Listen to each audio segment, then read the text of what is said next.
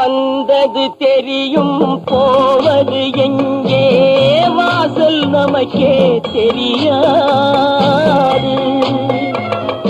வந்தவரெல்லாம் தங்கிவிட்டால் இந்த மண்ணில் நமக்கே இடமேது.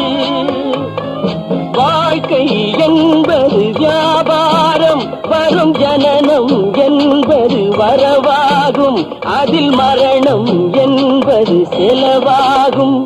போனால் போகட்டும் போடா,